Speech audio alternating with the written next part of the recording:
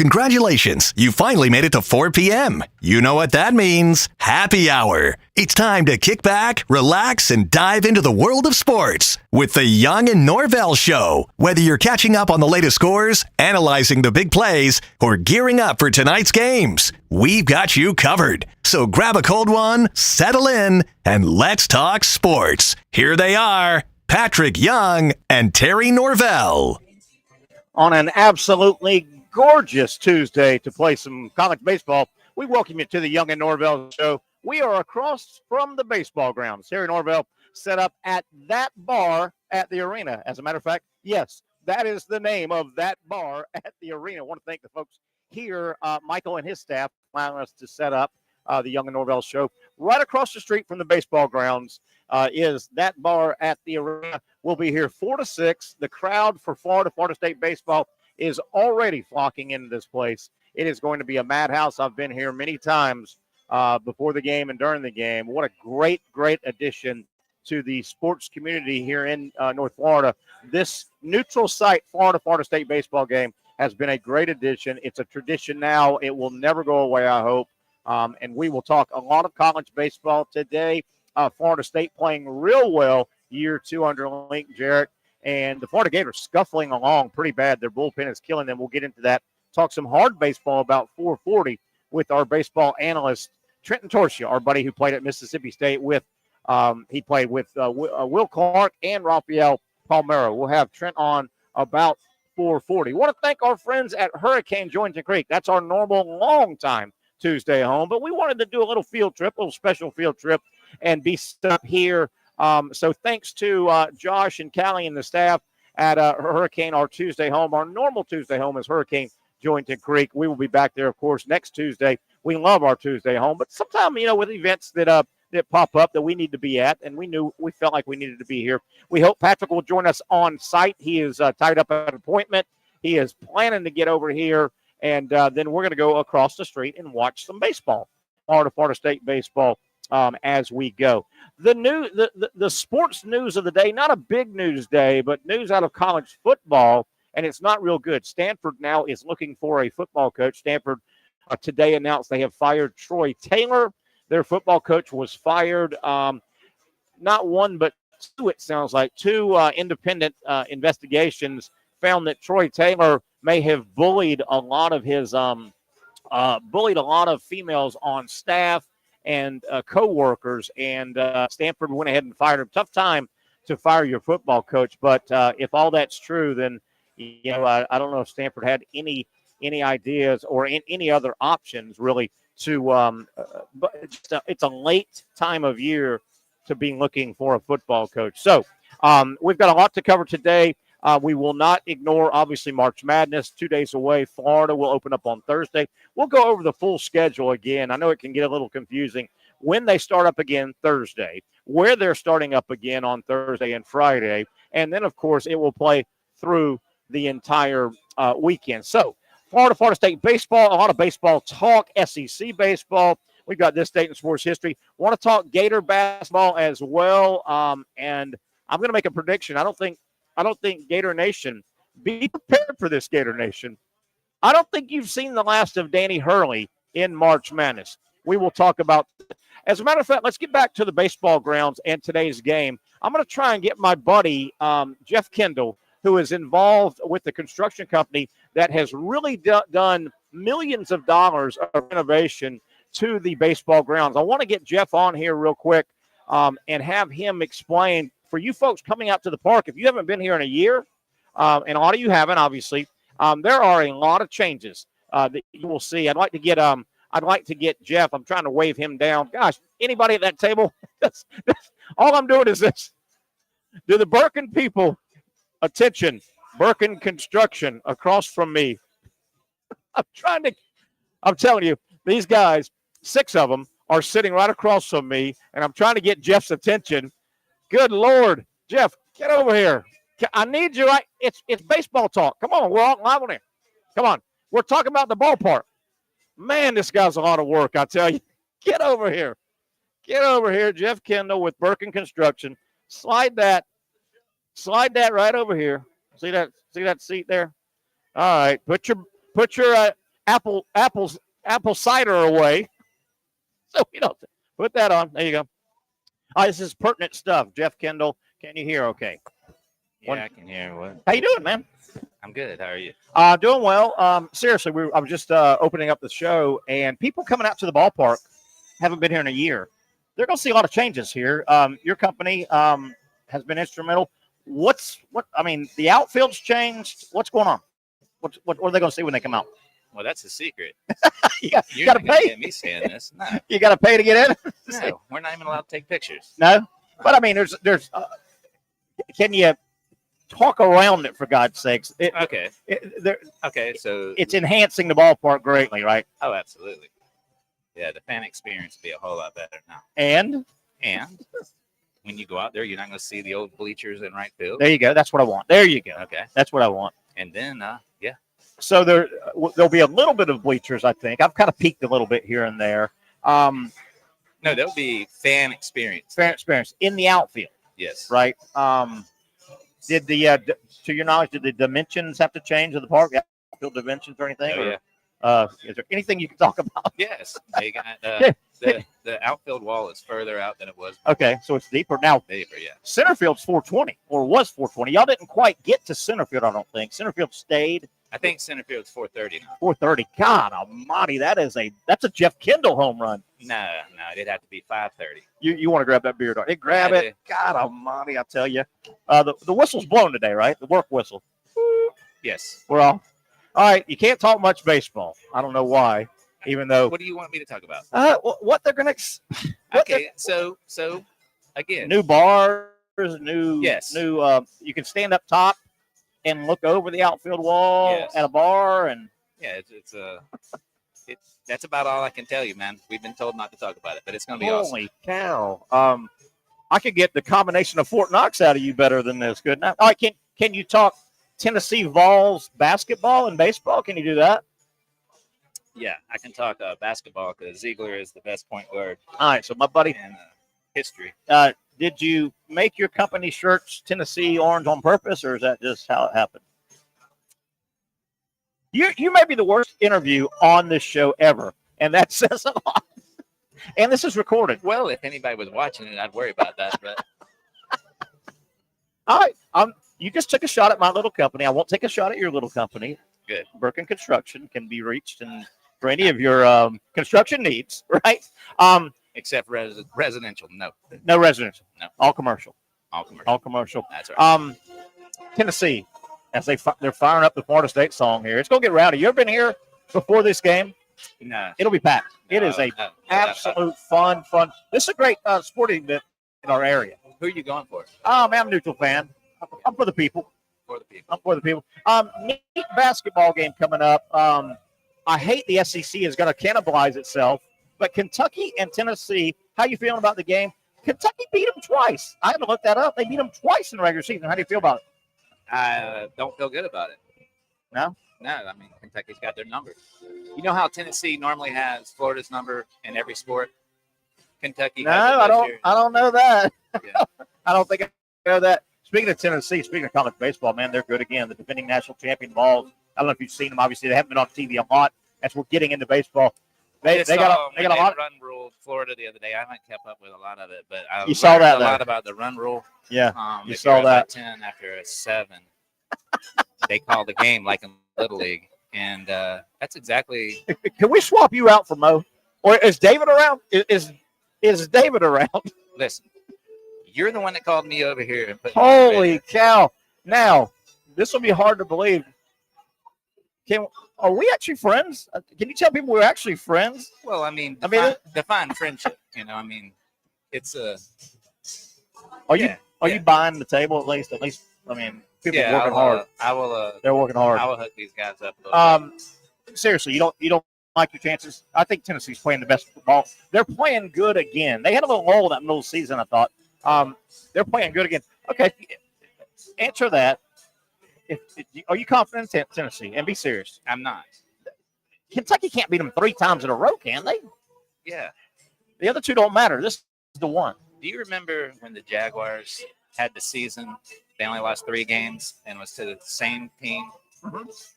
the Titans, Yeah. the Titans. 3 losses all year. That only happens to Boy. me and my fandom. So You're a pessimistic I son am. of a gun. You know why? Why? Because You've been beaten down that I'm bad? Atlanta Falcons. I'm Jacksonville Jaguars. I'm Atlanta Hawks. You got to pick better. Tennessee. You got to pick better. Yeah, I can't just pick a winner every I'll year. get you a Gator hat. Man, Gators win football, basketball, baseball. They win everything. Winning everything. Not a chance. Who do you like in the tournament? You've watched a bunch of basketball. We're about halfway through. Be Florida. serious for a minute. I seriously think they're Yeah. going to win it. Yeah. And I'm going to hate every bit of it. Yeah, they're good. But, man, this thing, it goes like this, theoretically, every game. What'd you think of the UConn game? Well, I only got to see the last little bit of it, and I saw once again Florida get all the referee calls. Easy, Danny Hurley. Well, I mean, he's right. I mean, when they played Tennessee, there was phantom calls all over the place, and you can't beat both. You can't. Hey, listen. Again, you invited me over, and yes, you are my friend, and that's why I can rib you like this. Go lay some concrete or something. Go rebar. You got any rebar over there? Yeah, you want me to bring you? You got any concrete over there?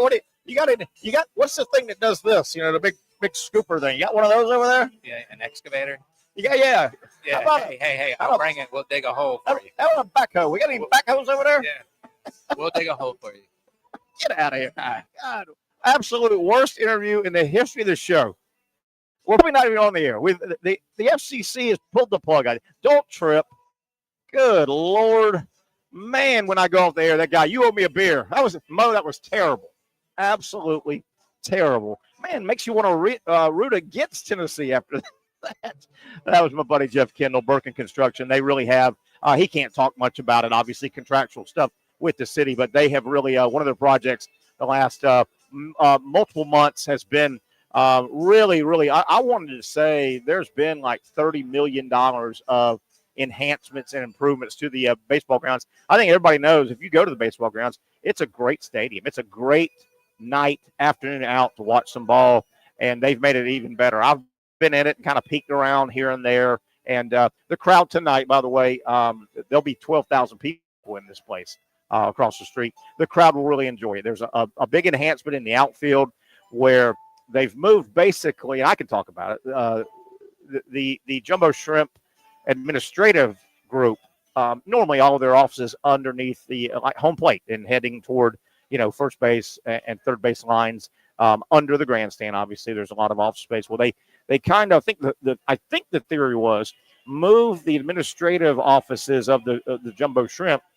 out into the outfield. They built a big structure in the outfield that will house the administrative, and that way that frees up that grandstand. You've got the two locker rooms, home team, visiting team.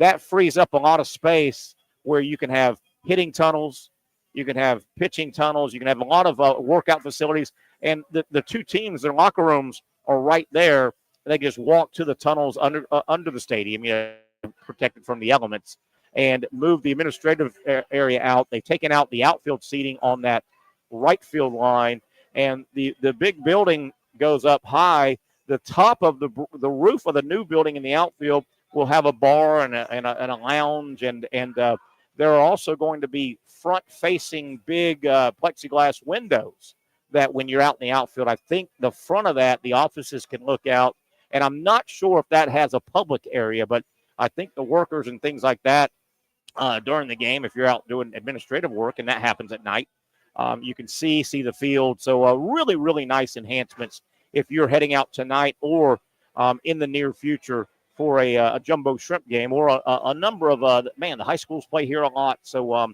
you're going to really enjoy the new and improved sight lines and just amenities, as Jeff said, at the ballpark. All right, as we got a few minutes left in this first segment.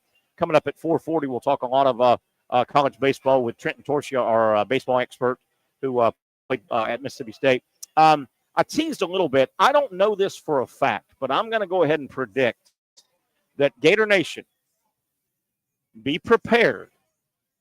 I think you are going to see Danny Hurley more this tournament. And I predict that the more Florida wins in March Madness, the more they're going to see Danny Hurley, because I predict, and this is not a earth-shattering prediction, this happens a lot, Now that Danny Hurley's eliminated, don't you think it's going to pop up on the CBS studio desk? I would think that's just about a given. When a defending coach, when the Nick Sabans of the world get eliminated, they pop up on the desk the rest of the tournament, the rest of the playoffs. I've got to believe that Danny Hurley, you are going to see him on the set probably multiple days, multiple games the rest of the season. So just be ready. Just be ready, Gator Nation, to turn on the TV. Wouldn't surprise me if it's this coming Thursday. Danny Hurley will get a lot of coverage, I think. I'm going to go ahead and throw that out. Speaking of Thursday's Gator game, Kevin Harlan, Dan Bonner, and Stan Van Gundy. Those are your television announcers for Florida versus Maryland coming up on Thursday. Kevin Harlan, Dan Bonner, Stan Van Gundy will be the three. Now, I've been looking around trying to figure out, have they assigned the officiating crew? Because right now they've announced, the NCAA has announced the 40 officials that will work the next two rounds. There are 40 of them. And there's only one that I really, I think every college football, basketball fan in the world feels the same way. Oh, my God, just don't let Pat Adams get assigned to the Gators. Pat Adams got to be the worst official in college basketball. He is definitely one of the 40. We just don't know where they've been sent yet. They try and keep that under wraps, and I think more from a gambling standpoint, to protect the refs a little bit. So I am curious, though. I don't think they're going to get Pat Adams. It's just a guess that I don't think. But, man, could they send Florida to San Francisco and Pat Adams follows them? Oh, he's terrible. He is terrible, and he will stop a basketball game more than anybody in the history of college. Terrible official, and chops up the game, takes the game out of rhythm. That's one of the bigger things. You know, you'll hear Patrick and I, or you have heard Patrick and I, we have complained about just the sheer number of stoppages in play to go look at a monitor and look at the review this, review that. It has choked the life out of college basketball. They have got to do something. Pat Adams, he'll go to that. He'll review the opening tip if you let him. Bad situation for college basketball. They've got to fix it. Florida State, obviously we'll talk Gators, Knowles today, a couple hours away from first pitch, 6 o'clock, first pitch, Florida State. The Gators actually won the first game of this 3-game series earlier this year, about 10 days ago. Florida won in Tallahassee. And a little bit of an upset. The Gators really played well and won the game 7-2. Florida right now, and we'll get back into it. Or let me start with Florida State. The Noles are 20-3. They're good again. They made the Final Four with Florida last year, by the way. The Gators did not have a good regular season, but, man, did they get hot in postseason play. And they rolled it all the way out to Omaha, as did FSU. The Noles look to be loaded again, 20-3. I think they're ranked 4th in the country, the latest poll that came out. But Florida did beat them 7-2 earlier this year in Tallahassee. It's ironic when you look at FSU baseball now, and if you just take in the entire Florida State athletic program, baseball is carrying the flag right now. I mean, not to disparage the Olympic sports and the smaller sports, but it's football, it's basketball, and to a degree, it can be baseball. I mean, nowhere near the punch with college baseball. But college baseball, when you get to postseason play, when you get to Omaha, when you get to the World Series, I mean, it is a big deal. It is a big deal. Right now, the only major sport in Tallahassee that has any bragging right now, FSU is really carrying the FSU athletic flag. The Noles, not just for this reason, but man, they need a big year. They need a big year. They need to make it back to Omaha. I keep saying the brand. The FSU brand has been invisible. Invisible. Boy, it won't solve all problems, but if Florida State baseball could ride it all the way to Omaha, at least you see the FSU brand. And again, baseball is the third of the big three when it comes to college sports, but still, you've got to get on board a little bit right now. FSU basketball appears to be a ways away.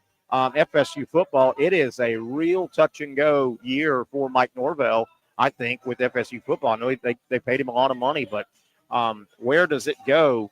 But, boy, Florida State right now, baseball is carrying the Seminole torch, if you will. They need a good year, a deep run in baseball, just to give a little feel-good to Seminole Nation going into the long, hot summer when there's nothing going on and everybody starts thinking about football. So we'll break this game down a little bit longer or a little bit more a little bit later on the program. SEC baseball talk when we come back. I'm going to break down Florida's ugly start. Boy, the Gators, don't forget, Florida was 36-30, I believe it was, in the regular season last year.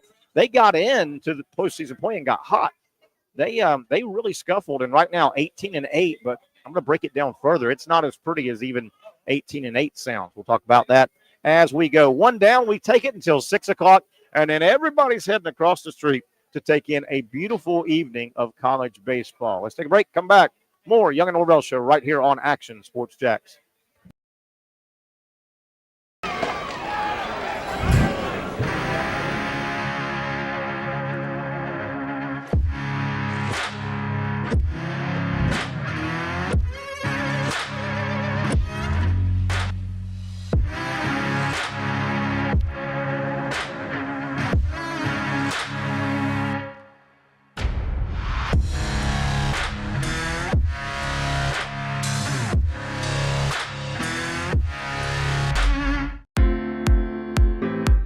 At Southeast Orthopedic Specialists, we know pain and injuries can stop you from doing what you love.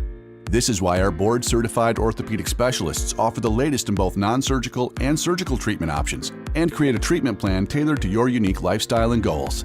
So, whether it is a sports injury or that nagging pain that's keeping you from doing what you love, our team has the right treatment for you. For more information or to schedule an appointment online, visit our website. Finally, a family atmosphere, kid-friendly restaurant with a real sports bar feel. Bricks JAX Beach features all of that and a large, climate-controlled covered patio with misting fans and heaters for all seasons. Mix in an extremely diverse menu that features the most quality and affordable steak at the beach, and there's no reason not to enjoy your next lunch, dinner, happy hour, or big sporting event at Bricks JAX Beach, 300 2nd Street North in Jacksonville Beach. See you at Bricks JAX Beach. You really got to hand it to him. Hold on. The previous play is under further review. I'm not sure what he could review, but okay.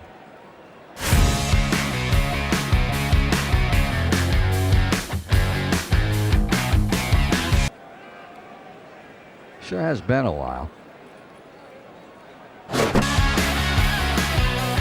Dynamic Hurricane Grill and Wings for the football season. Well, there he is. Oh, what is that?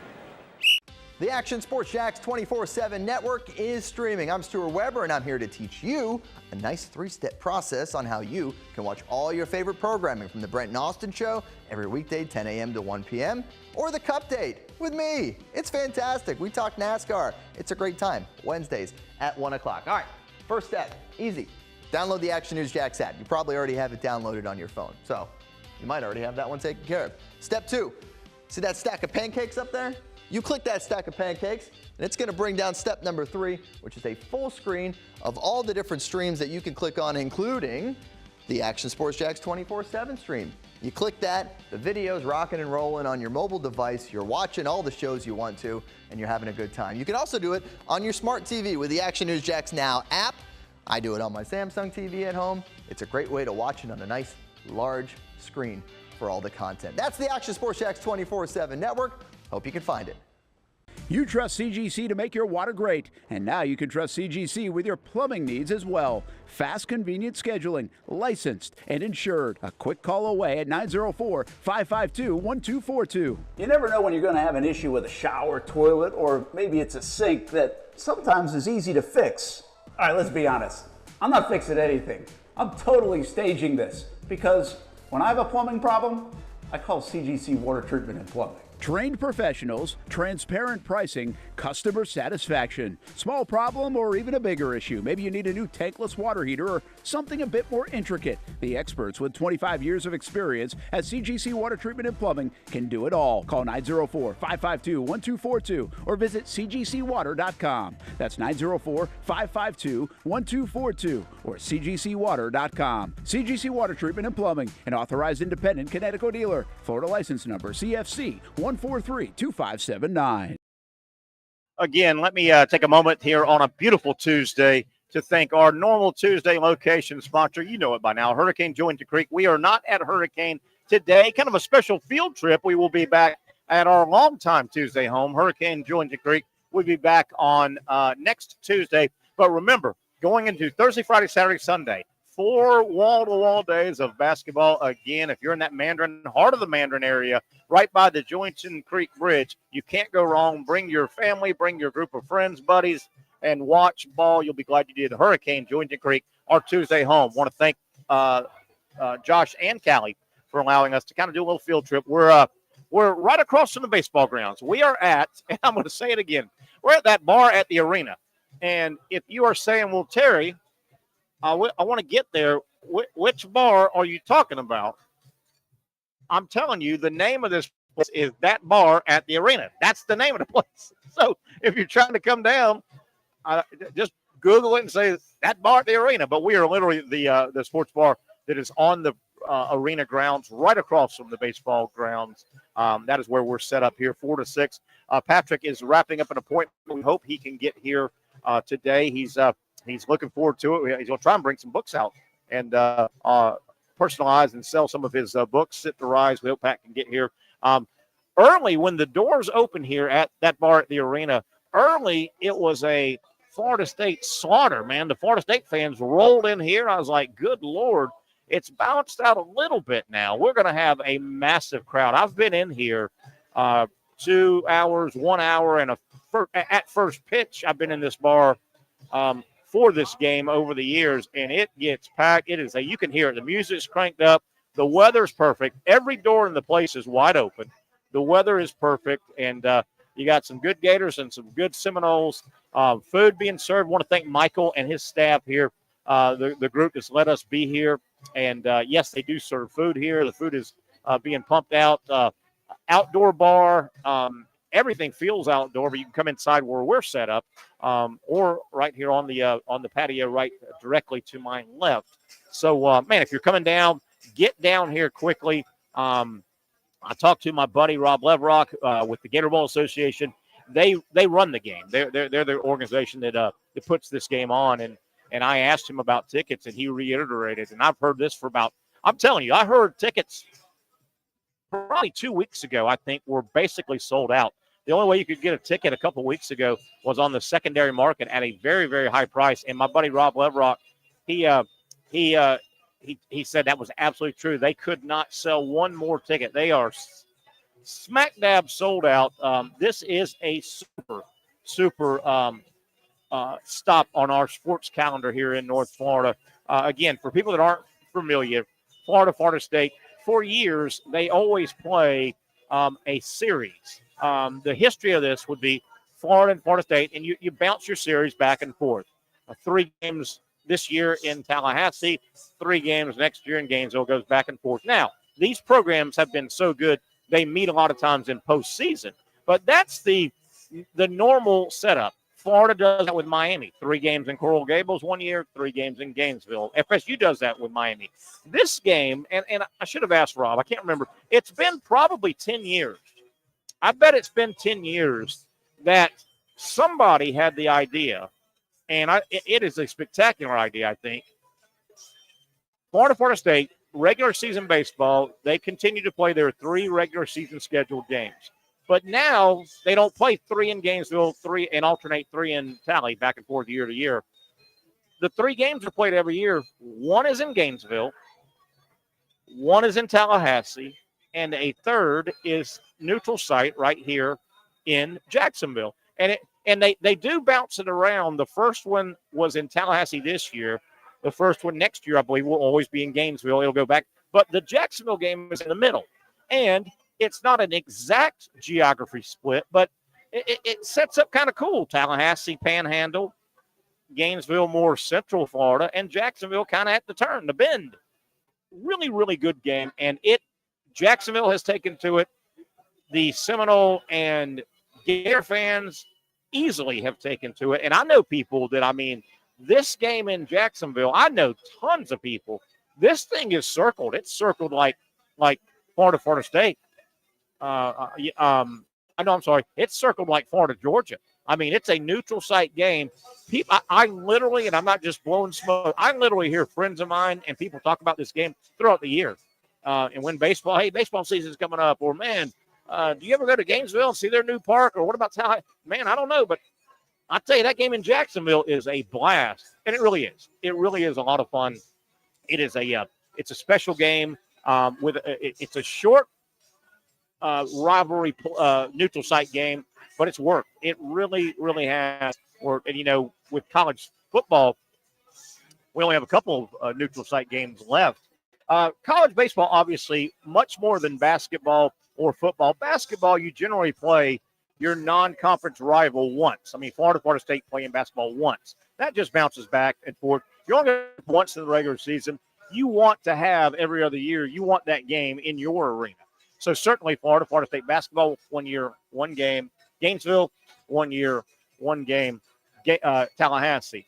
Same with football. You only got one game in the regular season against your rival. Baseball, you can do something like this much easier because you've got 3 games. You've got a 3-game set, and you can give one to a neutral site. And obviously, Jacksonville is extremely, extremely important to the athletic program at Florida and the athletic program at Florida State. Very, very obviously, a lot of students are sent Gainesville way, Tallahassee way. Very, very important. Very, very rich, deep booster area for both schools. Jacksonville is a very important locale for both Florida and Florida State. I think that's one of the many reasons that this game, I think, will always be here. It will always be here. And certainly the additions to the ballpark make it, I think it's dropping anchor. I think it is dropping anchor, and it should. We'll talk some SEC baseball in a few moments with our buddy Trenton Torsia. He's our college baseball and just baseball in general expert. He played at Mississippi State. His teammates were Will Clark and Rafael Palmaro. Trent, I like to tell the story, and it's true. Most historians that know college baseball, that 1985 team that Trent played on with Palmero and Clark, Jeff Brantley, Bobby Thigpen, 4 big leaguers on that team. That team is considered by just about any college baseball historian, that team is considered the best college baseball team to ever not win a College World Series. That team was loaded. Mississippi State's run a lot of, and Mississippi State has also won a baseball title like 5 years ago. I want to ask Trent about that. It's odd how both Mississippi and Mississippi State went back-to-back years winning the College World Series, and both of them have kind of stumbled a little bit. We'll talk about that as we go. I told you Florida, the plight for the Gators right now is they've got some injured players. That happens. Florida's biggest issue is relief pitching. They can't find relief pitching to keep them in a game or hold a game so they can go win the thing. And Florida's really struggled. The Gators are 18-8, and you say, well, that's not the end of the world. If you peel the onion back, though, Florida is 18-8 overall. The Gators are 0-6 in SEC play. Let me say that again. They're 0-6, 2 series down. Now, they played the number 1 team in the nation and the defending national champion, Tennessee Vols, and Georgia. Georgia's ranked 3rd in the country right now. I'm not so sure they're the 3rd best team. Georgia's got one of those light pitch, heavy hit teams. But Florida is 0-6 in the SEC through 2 series. You play 30 conference games, I believe it is, 27 or 30. Florida, Texas A&M, and Missouri are the only 3 teams that haven't won a conference game yet. They've been swept in their first 2 series in SEC play. The top of the SEC, sitting at 5-1, Arkansas, Tennessee, Texas, and Georgia. So again, Florida has lost to 2 really good teams, but man, 0-6. Now, they do get a break, and I looked it up. This is the first year the SEC has a baseball season with 16 members. Oklahoma and Texas are now in. And for a long time, when the SEC was 12 teams, the baseball tournament would only bring – no, I'm sorry. When the SEC was 14 teams, the baseball tournament would only invite the top 12. 2 would stay home. It was like that through last season. This year, and I looked it up, all 16 will make it to Hoover for the SEC baseball tournament. They've changed the format, and I like it. I'm okay with leaving some schools home, but I'm fine because not only did they include every school, all 16 will go to Hoover, they've changed the format for the best. It's now a single elimination tournament. One and done, you go home. And I love that because too many times your top teams in SEC baseball would get out to Hoover and they go, man, double elimination. We're going to end up playing 3 and 4 games if we're not careful. We're going to tax our pitching staff going into the following week's NCAA regional. I love the fact that the SEC baseball tournament, we'll talk to Trent about that, the SEC baseball tournament has gone to a single elimination. Everybody goes to Hoover, but single elimination, get out. That'll allow it'll still cover 6 days, but that'll allow you to go out there, get a win or two. If you get beat, go home after 3 days and get the heck out of there. All right, let's take a break here. I think we're going to get Trent hooked up. We're probably going to have Patrick try to dial in. Let's come back after this break, and we are at a very fun. It's like I'm throwing a big party, and all my FSU and Florida friends have showed up. And then we're all going to go across the street and watch college baseball. Look at that sky in Gainesville. Whatever day that was, we got that blue sky here in Jacksonville. It is going to be a gorgeous night for college baseball. Get here if you're on the way. Get out of work. Put on a T-shirt. Bring a little sweater maybe. Get over here and drink some beer and have a good old hot dog at the ballpark. Let's take a break. More baseball talk on the other side. The Young and Norvelle Show continues on Action Sports JAX. For those dealing with pain from a sports injury, arthritis, or spine condition, Southeast Orthopedic Specialists offers innovative new non-surgical options. Our regenerative medicine treatments, including platelet-rich plasma and other regenerative treatments, use your body's own restorative cells to aid in treating injuries. These procedures are performed in our offices and typically require minimal downtime. If you want to get back to doing what you love, our regenerative treatment options may be right for you. For more information or to schedule an appointment online, visit our website.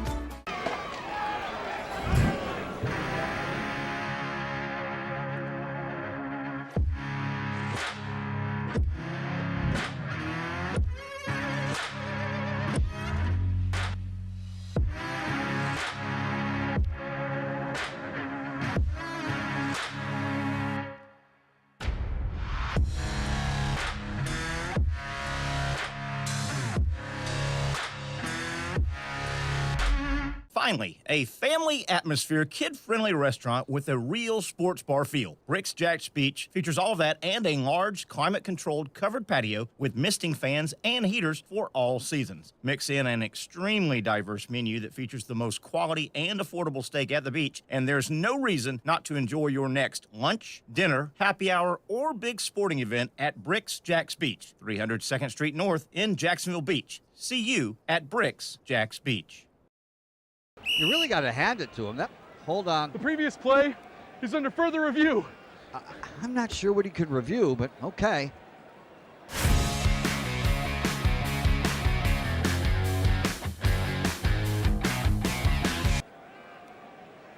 Sure has been a while. Dine in at Hurricane Grill and Wings for the football season. Well, there he is. Oh, what is that? Hey everyone, Olivia Tasley here from Action Sports JAX to tell you all the different ways you can watch our new 24/7 network. 3 easy steps. You don't even need a pen and paper to write it down. Step number 1, download the app. Search Action News JAX in your app store either on your phone or your smart TV. Then, once you're on the app, click on that little drop-down menu in the upper left-hand corner with the 3 little lines. That'll show you these options, and boom, right here, click Action Sports JAX 24/7, and you will be brought to our continuous stream channel.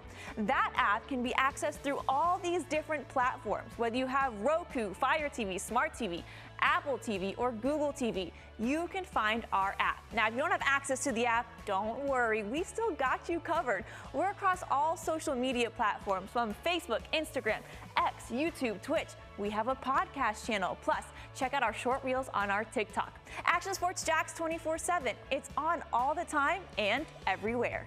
It's a new logo, new branding. With Bold City Heating and Air, it's an old school approach. One of the few locally owned and operated air conditioning businesses left in Jacksonville. It's hot, Florida in the summer. You can't do much to avoid it, but you can keep cool with Bold City Heating and Air. It's every customer counts kind of service, from when these trucks have pulled up to my home over the last couple of years and when they pull into your driveway as well. From communication to pricing to the actual service, everyone at Bold City Heating and Air cares about you. You know who is coming to your house. You know they will be well trained, and they will respect your home. Air conditioning convenience at boldcityac.com. Stay cool while it gets hot. Bold City Heating and Air can help. Don't get caught sweating all summer. boldcityac.com, and they have financing to help. New systems starting at $110 a month and $50 off any repairs. Stay safe, stay comfortable with Bold City Heating and Air at boldcityac.com. Homegrown in your hometown. Hey, there's a good-looking shot overhead of Doak Campbell Stadium. Speaking of renovations, which we were trying to talk about earlier today in the show, that place will look totally different as the first game in the renovated Doak Campbell Stadium. All they're going to do is invite Alabama. An angry Alabama football team will roll into Doak Campbell. I think that game is August 30th, and Kalen DeBoer and that group, they weren't happy with the way the season played out. That's going to be an angry Alabama team, but one of the marquee games of the early college football season, which will be here before we know it. Welcome back to the Young and Norvelle Show on a Tuesday. We have slid out of Mandarin. Thank our good friends at our longtime home. We'll be right back at Hurricane Julington Creek next Tuesday, but we've slid out kind of a special field trip edition of the Young and Norvelle Show, kind of a baseball spring, kickoff spring. We're at the That Bar at the Arena. It's called That Bar at the Arena. You know it if you've ever been to the arena or the baseball grounds. You know where the bar is, right across the street from the baseball grounds, where first pitch, Florida State baseball tonight. It is kind of the start of spring, and we welcome our baseball expert who we've had on the show for a long time, my buddy Trenton Torsia. I believe we got Trent all hooked up. Trent, how you doing, my friend? I'm doing great. How do I sound? Oh, you sound wonderful. I appreciate your time. I know you're getting out to a game yourself. Man, if you can't play baseball on a day like this, I mean, Trent, it's the perfect day to have this game. Well, it's unbelievable. I mean, no humidity, high sky. Might be tough on the high fly ball, but once that sun starts setting a little bit, it is going to be even more gorgeous. I agree. Florida State getting together. Florida scuffling a little bit. I mean, I know 18-8 is not a terrible record, but the Gators are scuffling. Florida State 20-3. I think the Noles have been ranked. The poll that just came out, they were 4th in the country. Let's start with the Gators first. I mean, I've seen quite a few baseball games. I know we're kind of in that transition. You know, you still got basketball, March Madness. Trent, I don't want to put blame on one aspect of Florida, but they're 0-6 in conference play. And Trent, to me, their relief pitching has killed them, man. Just killed them. They can't find anybody to bridge the game. No, and that's so critical, especially that Sunday game that you and I always talk about, is because the tendency on Sundays is the Johnny Holstaff, where you're just trying to piece a game together. And if you get into somebody's bullpen early in the weekend, it destroys. I mean, really, the Friday night game's so critical in that regard. You've got your number one going. You expect them to go deep into the game.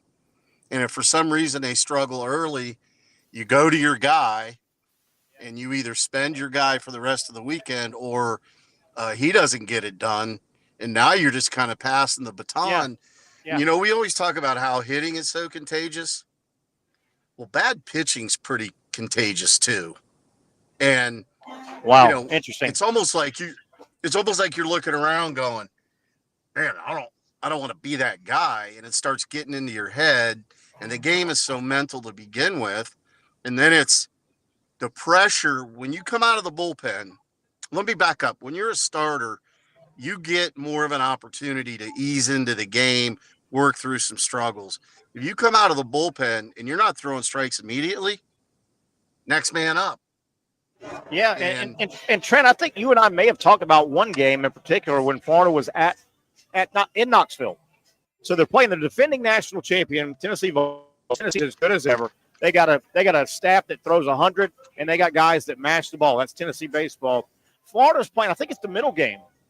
They get swept in Knoxville. Trent, I'm not so sure I've seen this in big-time college baseball.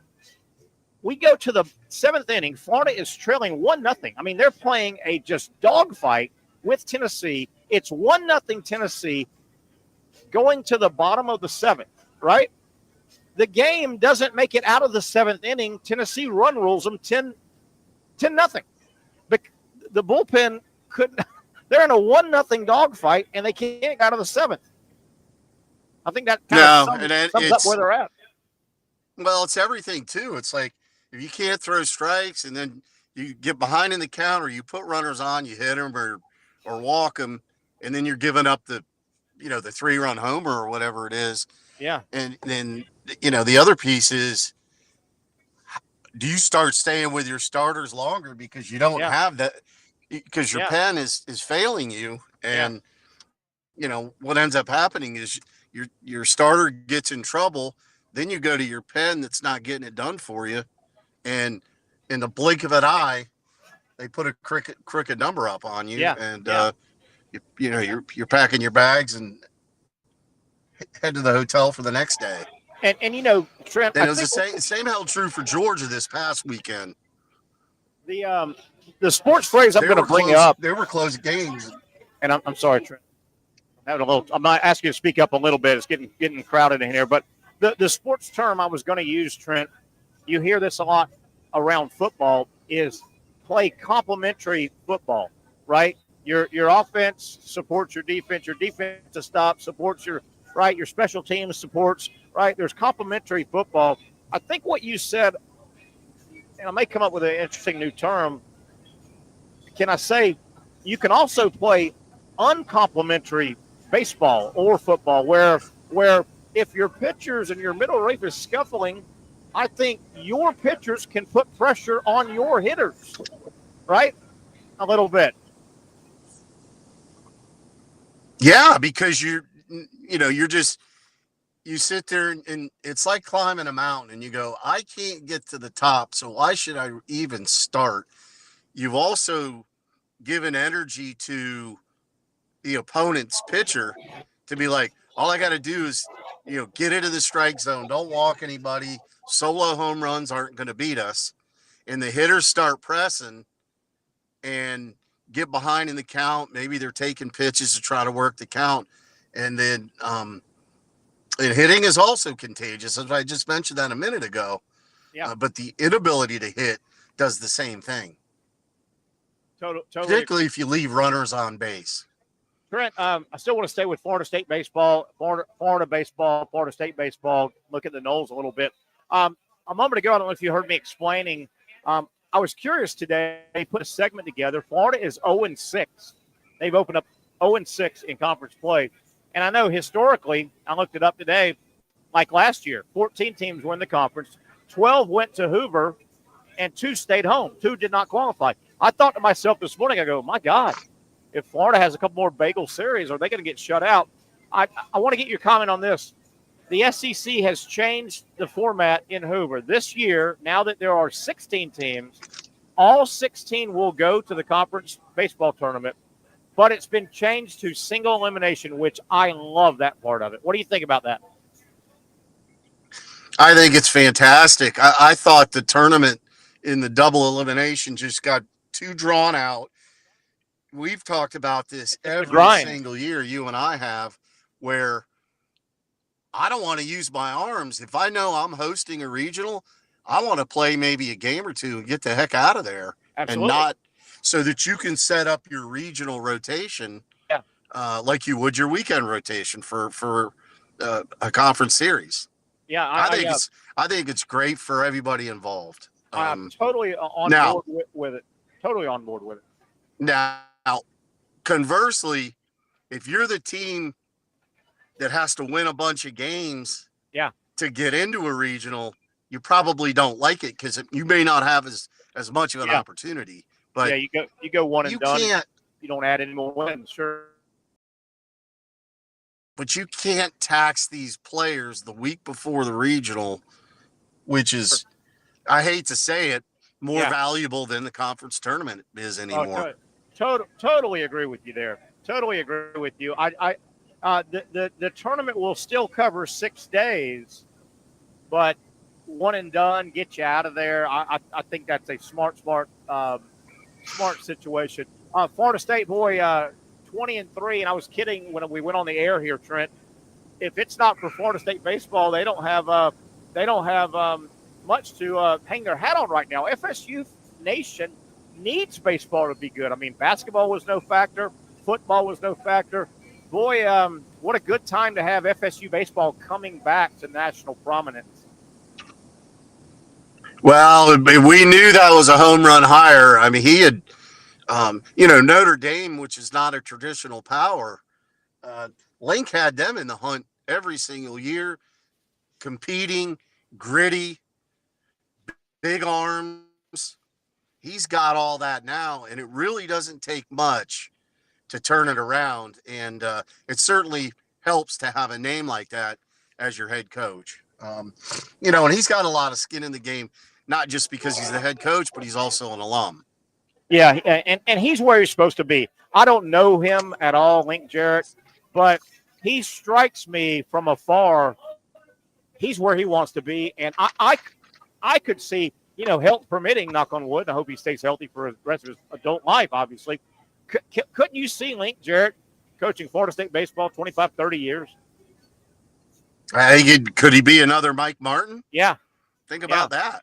I mean, to your point. So, yeah, I could totally see that, and it's off to a great start, that's for sure. Hey, we talked about Link Jarrett. We talked about him coming from Notre Dame. He was at, I think, Western Carolina, maybe one of those Carolina smaller schools. Head guy, took them to heights they'd never gone to. He gets the Notre Dame job. He plays that into the FSU job. Speaking of the Notre Dame job, I never thought I'd ask you this, but is Notre Dame baseball starting to become a coaching cradle? I mean, Link Jarrett, Paul Maneri went from Notre Dame to LSU, won big. Now he's at South Carolina. Link Jarrett, where the hell did Notre Dame come from all of a sudden? Producing coaches. That it's funny because I think Maneri started that, and he comes from a long history of coaches. His dad, Hall of Fame junior college coach, and he got him going. He was there quite a while, but he got it turned around and started giving him name recognition.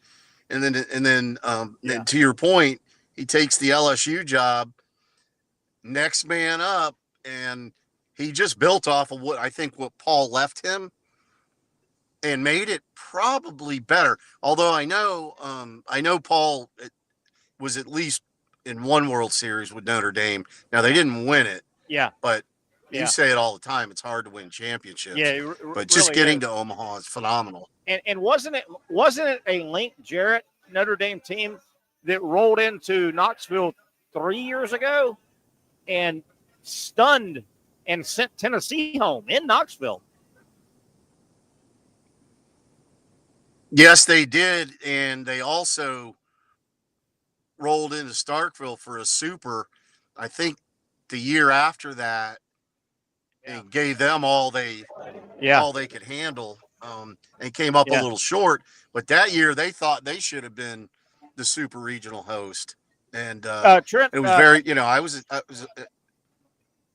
talking college baseball, Trent and Torsia. Trent, again, I apologize talking over you. I'm going to have ask you to talk a little louder, too. It's just so crowded. Man, this is it. If you walked in here and just scanned this sports bar, you would swear that we are in any big-time small city, college football city in the South, and we're an hour and a half from kickoff of LSU, Auburn, Florida, Georgia. Trent, the baseball guy that you are, you would love this atmosphere, and to know that this is around college baseball, my man, baseball.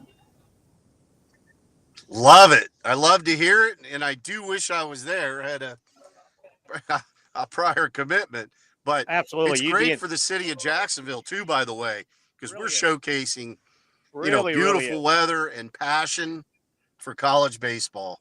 Those two things together. Let me ask you this, Trent. We talked about the top of the SEC right now, sitting at 5-1: Arkansas, Tennessee, Texas, Georgia. How about this? And I went over it a moment ago. I want your comment on this. How about sitting at the bottom? And I know we're only two weekends in, but you got to be careful you dig too big of a hole. How about sitting at 0-6 in the SEC? Florida, Texas A&M, Missouri. Florida and Texas A&M was preseason number 1 in a bunch of polls, and they have fallen out of the top 25, Trent. Yeah, and Florida was obviously preseason top 10. Top 10, yeah. Now, A&M lost their best player, the third baseman, the bopper, McGavin. But one player doesn't, you don't fall that much because you lose one hitter in the lineup and one defensive man. That's probably the most. Well, Florida's up there too, is the most surprising starts within the conference. It is shocking. It is shocking. Missouri's got, they got work to do to kind of catch up with the league. Yeah, and that's not terribly surprised. I mean, Missouri's not a baseball power, but Schlossnagle leaves A&M, goes to Texas, but he left behind. A&M brought back a hell of a team, obviously, by the preseason ranking. I mean, a hell of a team. And I was stunned to see the last couple of weeks they've fallen right out of the top 25. Stunned to see that. But, hey, a lot of baseball left, definitely. And Trent Torsia, as a pitcher, we talked about Florida they're struggling with their relief pitching. This time of year, generally the good programs, as you know, Trent, generally this time of year, if you're a top 10 college program, you are kind of struggling with trying to find your official third day starter, right? Your Sunday starter, right? You're trying to find your Sunday guy, and that's kind of normal. You don't want to be trying to find your Sunday guy and trying to figure out who are your bridge guys. But I guess, what do? You just keep running guys out and see if somebody wants to win the job, right? Well, that's what you do. And the problem is you're going in knowing I'm on a short leash, and if I'm not effective, not only am I out of the game, but I'm probably following back down to the bottom of the depth chart. And that puts the pressure on the player. Because remember, these guys are still young. And absolutely, Sully is a fantastic coach, future Hall of Famer, tough guy to play for. And he's not going to coddle you when you have a bad outing. So somebody's got to be able to talk mentally with these guys that are scuffling and try to get the wheels back on the track. Trent, otherwise it's just going to manifest itself, and it's going to be a miserable season. I'm going to keep you a few more minutes, Trent, if you don't mind here, and we'll switch a little bit. Tough loss in basketball. You went to Mississippi State. You're a Bulldog through and through. Hell of a year for Mississippi State, coming out of a brutal conference. Boy, lost in March Madness, wasn't it? And Josh Hubbard went down swinging, didn't he? Yeah, he did. And he had a better year last year, but the guy's just a fierce competitor. And, everybody knew Baylor was no slouch. They kind of matched up pretty well together. And, I watched the game in its entirety, and it could have gone either way, and it went back and forth. And, it's a shame. But then the winner would have did get Duke, and that didn't turn out very well. So who knows? Yeah. That was that got a little sideways, didn't it? A little sideways. But Trent, let me ask you one more thing. Let me switch back to baseball, back to the state where you played, Mississippi State. You played for the Bulldogs in Starkville, and then across the state, Ole Miss. were you surprised? I've been a little surprised that you had an over. All right, my buddy Ron checking in. Were you surprised that really still on the heels of Mississippi State winning a national title and then Ole Miss chasing that, right? They went back-to-back within, 4 years ago? And I've been surprised both of them have taken a little bit of a step back. Does that surprise you at all? It's very surprising. And let me start with Mississippi State. Lamonis, his conference record is 36-60. And, I'm texting my buddies going, let that marinate for a minute. 36-60. And top 8 recruiting classes the last 2 years. You inherited a great team. You went and won the national championship. And Ole Miss does it the next year. And it seems like Bianco's on the hot seat every single year. Yeah. But, they're in the top 20 right now. They play Florida this weekend. Yeah. That'll be an interesting series because Ole Miss is off to a 4-2 conference start. Obviously, as stated earlier, Florida's winless, but something's got to start giving these matches. And I can tell you right now, there's a lot of hacked off fans in the state of Mississippi. Yeah. Again, man, I'm not saying you're and supposed guess to who win might be the best team in Mississippi right now? Who's that? Southern Miss. Southern Miss. Wow. That'll leave a mark. That should never happen. That'll definitely leave a mark. All right, Trent, we'll let you get going. I think this game's on television tonight, so you can catch some of it. Boy, I'm not so sure if this is an ugly midweek pitched game by Florida. This thing could get ugly quick. Florida's scuffling right now. They really are. Trent, good stuff as always. We'll have you on a bunch as we are rolling into college baseball season and, of course, Major League Baseball. But, boy, the college game is fun. I know you're like me. You love watching some college baseball. Trent, thanks, buddy. Have a good time at your ballpark. Thank you. We'll see you next time. You got it. That's my buddy Trenton Torsha checking in, talking some college baseball. All right, that'll wrap up hour number 1 here. Let me reset where we're at, what we're doing. Having a big time, as you can hear in the background.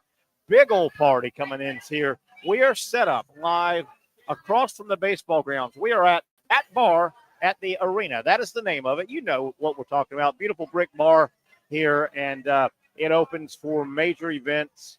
And certainly this is one of our big sporting events now. This would rank in probably top 20 sporting, and more than that probably, in Duval County. It's a big sporting event. There'll be 12,000 people in the baseball grounds. So we're set up on Tuesday right across the street. When we go up there, I'm going to wrap the gear up, and I'm going to head over and watch some baseball, a couple of 3 or 4 innings of Florida State baseball. It is a tremendous game that has been developed over the last decade. I want to thank our friends at Hurricane Joyington Creek. We're normally sitting in the dining area of Hurricane. We're on a special field trip. We'll be right back to Hurricanes next Tuesday, but we're going to take in some baseball and this in our area, along with the Players Championship.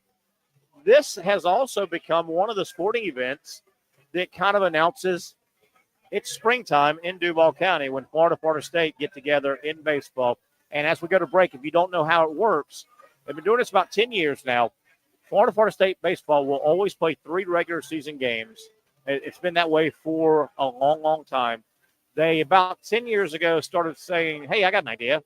Let's play 1 in Gainesville every year, 1 in Tallahassee every year, and a neutral site right here in Jacksonville, a location that is very important to both universities and university athletic departments. And it has hit like gangbusters. All right, 1 down, 1 to go. Patrick Young hopefully will join us either via phone or he's going to try and make it down here. He's had an appointment that ran long. I know he wanted to get down here and bring some books and see if people would like some autographed copies of his book, Sit to Rise. We'll keep an eye out for Pat. We'll come back talking more ball. We'll get back to some basketball as well on the other side. It's the Young and Norvelle Show. Finally, a family atmosphere, kid-friendly restaurant with a real sports bar feel. Rick's JAX Beach features all of that and a large, climate-controlled covered patio with misting fans and heaters for all seasons. Mix in an extremely diverse menu that features the most quality and affordable steak at the beach, and there's no reason not to enjoy your next lunch, dinner, happy hour, or big sporting event at Rick's JAX Beach, 300 2nd Street North in Jacksonville Beach. See you at Rick's JAX Beach.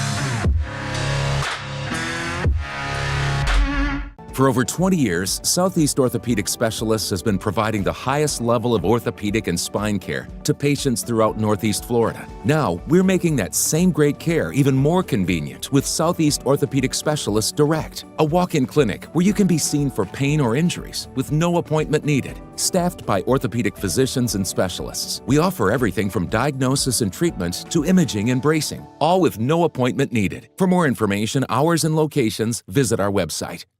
You really got to hand it to him. Hold on. The previous play is under further review. I'm not sure what he could review, but okay.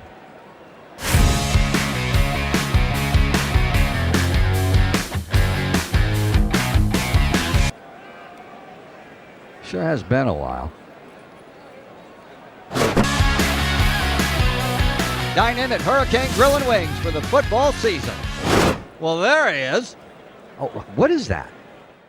Hey everyone, Olivia Tasley here from Action Sports JAX to tell you all the different ways you can watch our new 24/7 network. 3 easy steps. You don't even need a pen and paper to write it down. Step number 1, download the app. Search Action News JAX in your app store either on your phone or your smart TV. Then, once you're on the app, click on that little drop-down menu in the upper left-hand corner with the 3 little lines.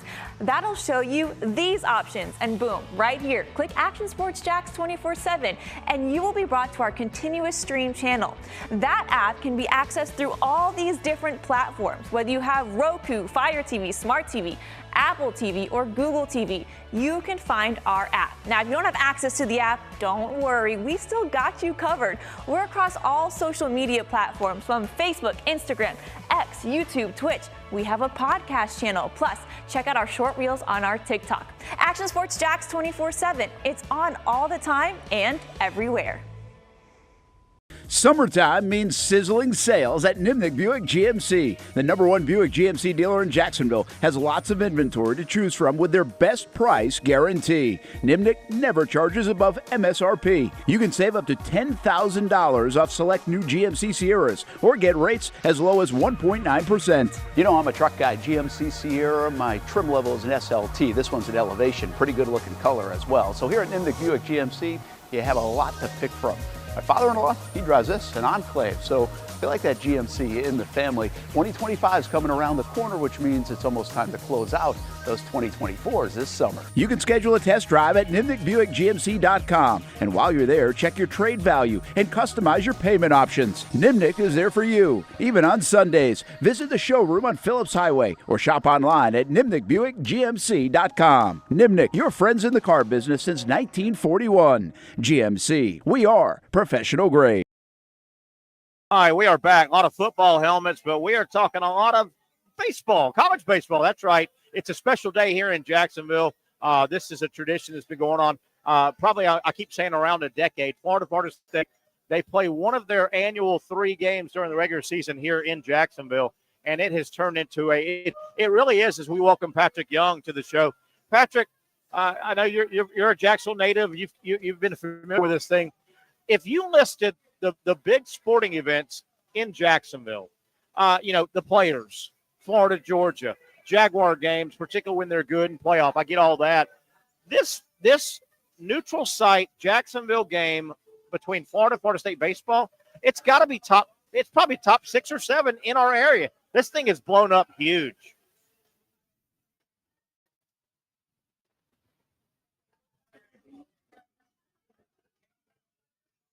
think we still have Patrick. Patrick, you there? Oh, we may have lost a while. I know we've got his picture on. It's a good-looking picture. We'll try and get Pat back on. It's showing my audio. Yeah, I hear you. Go ahead. We hear you now. Go ahead, Pat. Yeah, that's weird. That's weird. It showed my audio was working. Yeah, no, I mean, I wish I could have got out there sooner. It's because a doctor's appointment had me.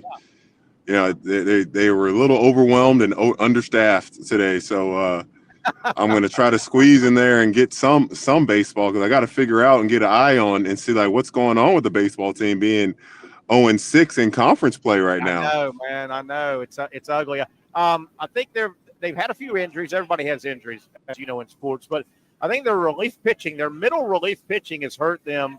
And we'll see. They did win the first game. Florida did win the first game in Tallahassee, 7-2. Hey, Pat, let's talk some basketball, man. I made this statement. I want to see. You're a TV guy. You know how TV works, broadcasting. I led the show off by saying this, Pat, and I want your comment. Hey, Gator Nation. Is it about Danny Hurley? It is about Danny Hurley, and I'm trying to warn Gator Nation. I don't think Gator Nation has seen the last of Danny Hurley this tournament. Patrick, I'm predicting right now, this happens all the time, I think Danny Hurley is going to pop up on the CBS studio set like they do with coaches that get eliminated. Don't you think Danny Hurley would be perfect? He's a lightning rod. Everybody would want to watch. Nobody likes him, but I think CBS would go, everybody wants to watch and see if he's a you-know-what on the air. With this whole investigation, maybe not.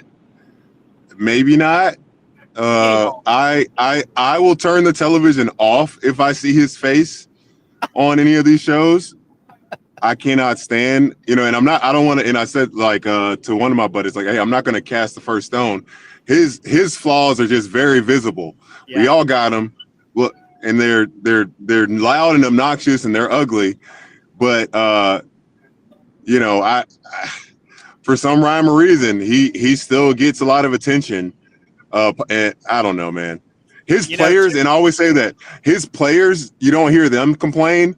Obviously he's loved and liked within his own circle, but outside of that, man, I can't stand it. He's as bad as like Draymond Green or these guys that complain to the refs in the NBA all the time. That just ruin the game. He's got some of that in him, but I think you and I on this segment on this show earlier in the week, or yesterday it might have been, I remember bringing that up. I was actually watching that. Man, that was an intense March Madness game. UConn played hard. Florida played hard. I was looking back. I have to tip my hat to the UConn players. That whole 40-minute game, they didn't seem to bitch and moan and whine and complain. Nope.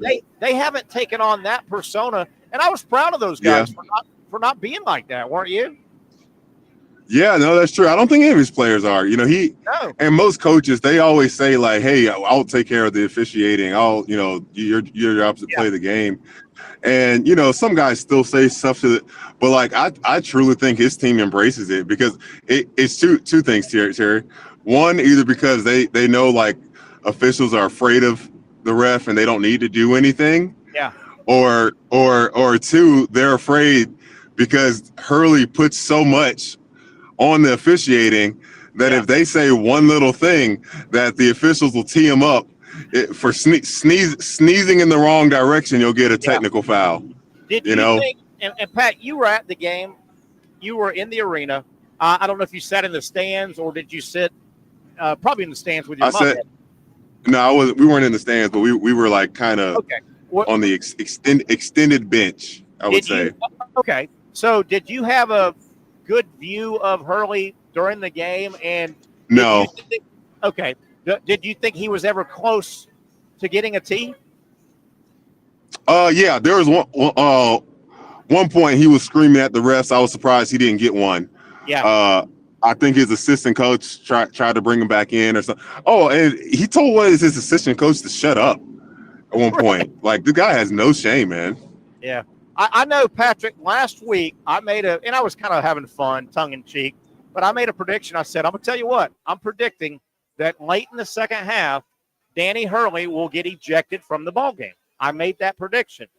And I'm telling you now, I watched on TV. I didn't get to see it, and the camera got off of him quick. But I'm telling you, it was the under 4 timeout. He shot off that bench and went deep onto the court. And he went past where they set the chairs up to talk to an official.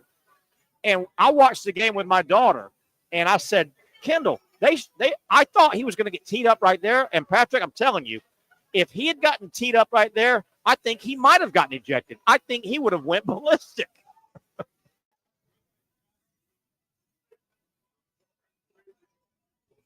Go ahead, Pat. We don't have the audio again. Hit that button you hit a minute ago, please, Pat.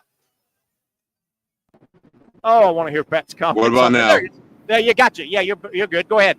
Did you I guess people don't understand that I'm potentially on the radio from 4 to 6, and do people not call you during the show?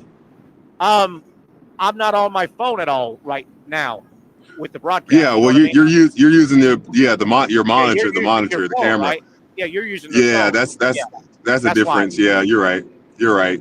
Yeah, and every time they call, it messes up the audio for a second. But what was the question again? I was asking. I think had he got teed up with that under 4 minutes, he dashed onto the court, pissed off. Hurley did under 4 minutes, and the camera got off of him. He went deep onto the court. I thought he was going to get teed up, and if he did, he would have gotten ejected, I think, from that game because he would have lost his mind, I think, if he got teed up at that point. I just don't like.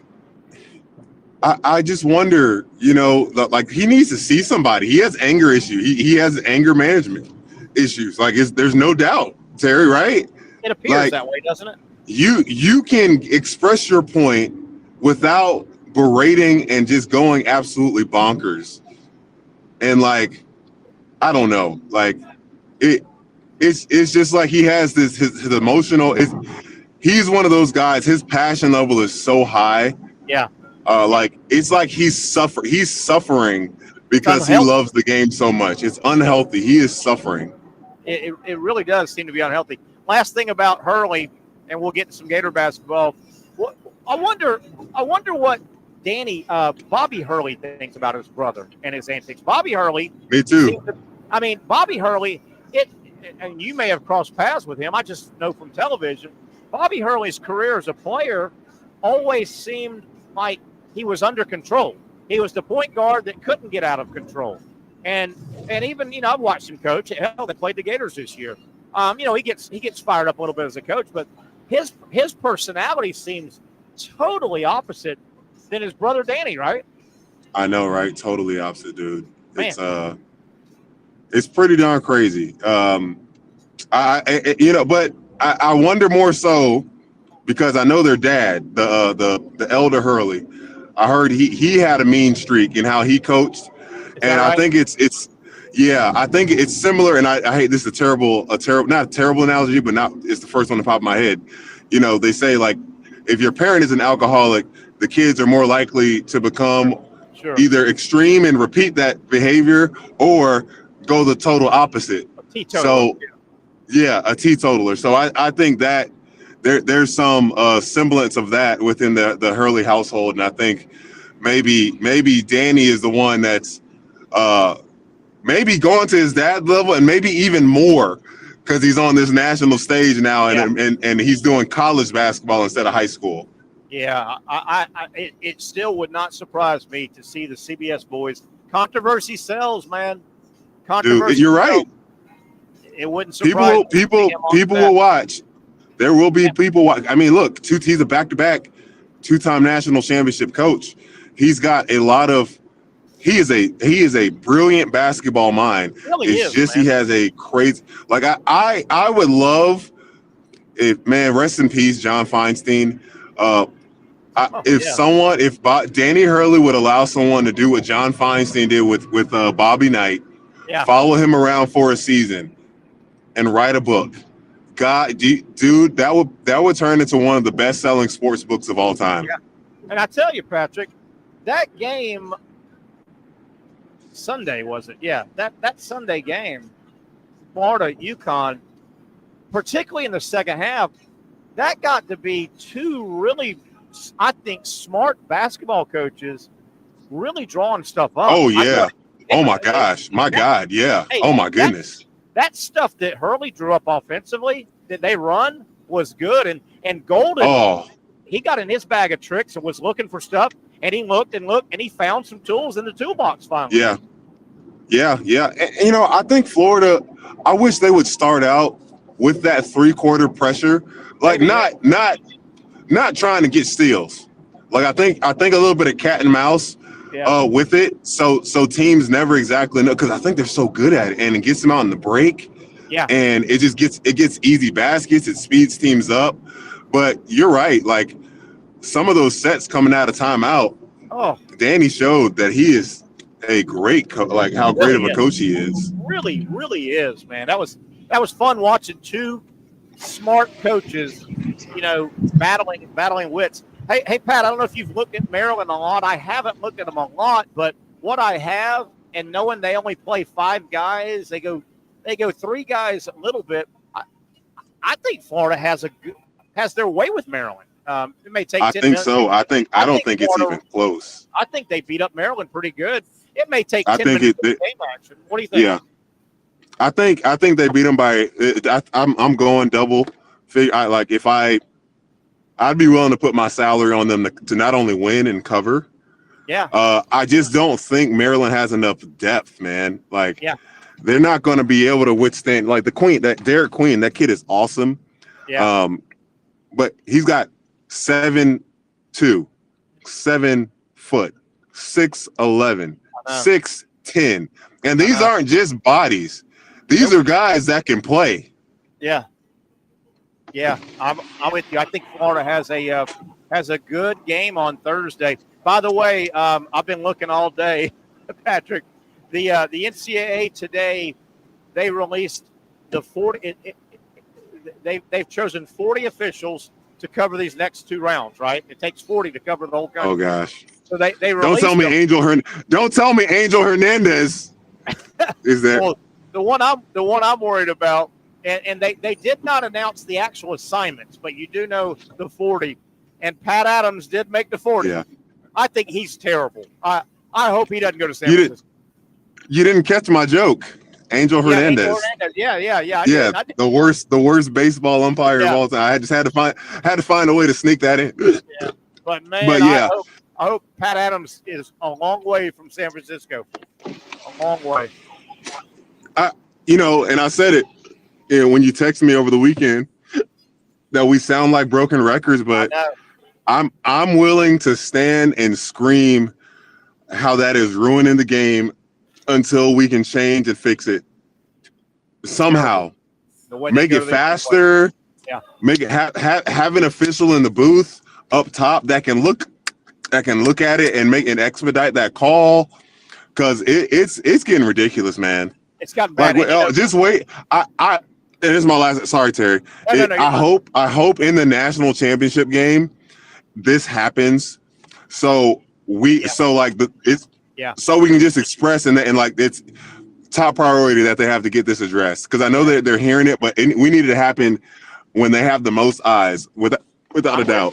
I'm with you, and man, Pat Adams. I don't think he's a very good official. I think he loves the limelight.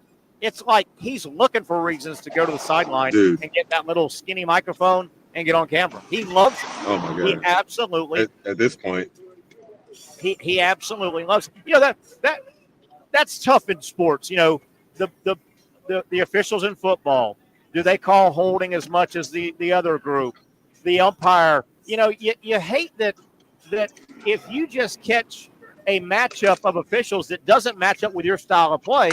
You hate that can determine a game, Oh yeah, without a doubt, 100%, man. Do you think, Patrick, the Florida team that Florida has, the depth, the bigs, do you think Florida benefits from a quick whistle crew or a swallow the whistle crew and let them just maul each other? I mean, without a doubt, it's going to be the second one. You think so? Yeah. But I think Florida, their depth helps them overcome really bad, quick call officiating. We've had that. We've had games where Elijah Martins hasn't been able to be in the game as long, where Condon has Chinyulu's has issues, and that's why a guy like even Sam Alexis that hasn't been playing and contributing a lot, stay ready. Yep. He's got to stay ready because it's not, look at Tennessee in the tournament, man. When they played Florida, they were playing a guy like a redshirt freshman guy that never barely played at all that year. They had to because of the quick whistle in that game. Yeah. Patrick, to speak and to your point. Dude, I'm so I said this. I don't want to tweet it out because I think Kentucky and Tennessee fans will get mad at me, but I'm like, Tennessee and Kentucky, they wanted to play again because they wanted us to see the orange and blue, because that's really who we know is going to make it all the way to the finals, Nice. Hey, speaking to your point a moment ago about Sam Alexis, and we're talking the 11th guy on the team right now. Been injured, hadn't played in a while, but he's not a bad player. He gives you a big body. He gives you 5 more fouls. I was driving out of the game Sunday.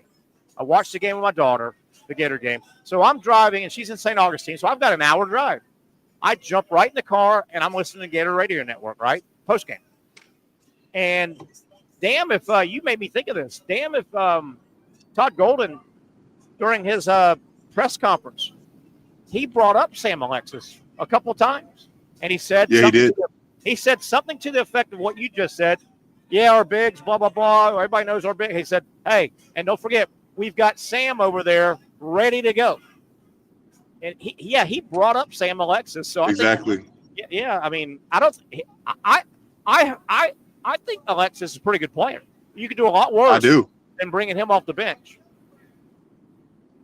Oh yeah, without a doubt. He and I always try to look at body language. Like he wishes he's out there. He wishes he wants to contribute, and I just hope he stays focused because if we have to go to Sam Alexis, you're thinking someone got injured or there's foul trouble. Like you hate that he would have to come out there because that means probably something bad or negative for the 4 in front. But then you're like, well, I mean, he's not a rookie. He's not a freshman. He's played college ball before. Like he will be ready to come in and play. I'll tell you one thing. You brought up body language. If body language means anything, way back in November and December, when Gator basketball started popping up on TV this year, obviously we had to get the basketball season. I think every Gator fan in the world watching those early games, let's say their first 10 games, and when they had a bench shot, you can tell, you said engaged. Hanlogden wasn't even dressed. He was probably not going to play. Oh, my God. He had that entire end of the bench. They were all engaged. And I immediately said, this team really likes each other. No, it was a moment, Terry. I'm so glad you said that. Not in the UConn game. Who'd they play previously? It's slipping my mind. The 9 seed. Norfolk. Micah's on the bench, and someone just had a bad play, a foul or something. They're coming out. Micah stands up, and the guys are sitting down. He's like, guys, stand up. Come on. Nice. Like, keeping everybody engaged because, you want to greet your teammate, keep their mentality focused and all that stuff. And I'm like, dang, that is legit right there. That's freaking legit. How about good news, bad news? But I think it's a real good sign. Florida has 2 assistant coaches now that have gone to start their head coaching career. How about that? Good news, bad news. I know. That speaks to Todd Golden, doesn't it? Have they already I know Kevin Hovde, he's out. Who's the other coach that's out too? I can't remember the last name, but it happened recently. One of them's going to Columbia, and I can't remember the other place. LaSalle. But doesn't that speak to Todd Golden? I mean, it's tough because now it's different. We know there's going to be a different team next year. We all know that. Yeah. And now even more so, we're going to have a different coaching staff as well. Hey, I see you at the bar, Terry. I'm going to try and. Oh, I just saw you. I'm going to try and park. I'm going to try and park illegally. Yeah, try and park. Don't tell my mom. And I'm going to try and park right in front. Yeah, you've got your placard, right? Yeah, I got my placard. I'll tell you what, Pat. Why don't I let you go? I saw you go by. Well, I'll let you turn. I see you turning around. Hopefully, they'll let you go back down there. And I'm going to let you concentrate on driving and hope to see you in a minute, okay? Sounds like a plan, my friend. That's our buddy Patrick Young. I just saw Big Blue go by. He's coming back, and hopefully we'll have Patrick Young for a few minutes live on site. I know a lot of Gator fans and Seminole fans would like to say hi to our buddy Patrick Young. All right, let's take a break, come back, we'll get reset. Cruising along, 30 minutes left on a fun broadcast. Our Tuesday location, normally Hurricane Joyington Creek. We're playing hooky thanks to our friends at Hurricane Joyington Creek. We'll be back there Tuesday. But we are at that bar at the arena here across from the baseball grounds. We're at 6 o'clock. We're all heading over to watch Florida State play Florida in college baseball. Back after this quick timeout.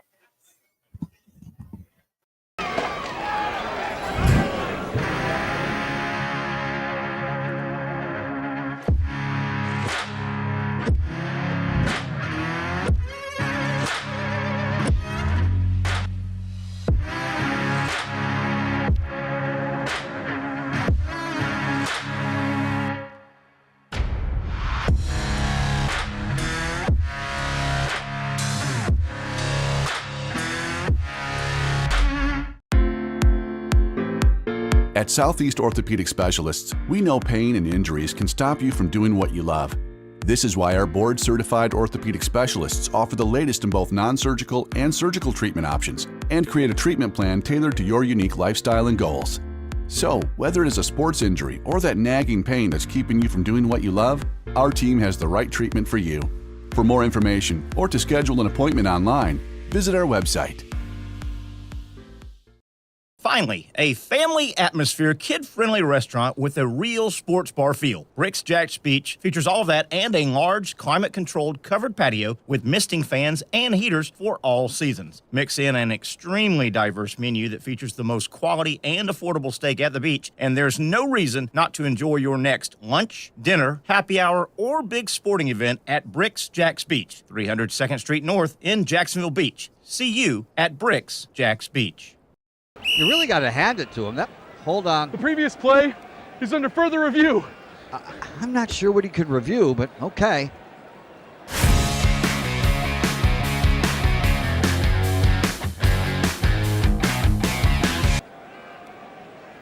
Sure has been a while. Dynamic Hurricane Grill and Wings for the football season. Well, there he is. Oh, what is that? The Action Sports JAX 24/7 network is streaming. I'm Stuart Weber, and I'm here to teach you a nice three-step process on how you can watch all your favorite programming from the Brent and Austin Show every weekday 10 a.m. to 1 p.m. or the Cup Date with me. It's fantastic. We talk NASCAR. It's a great time. Wednesdays at 1 o'clock. All right, first step, easy. Download the Action News JAX app. You probably already have it downloaded on your phone, so you might already have that one taken care of. Step 2, see that stack of pancakes up there?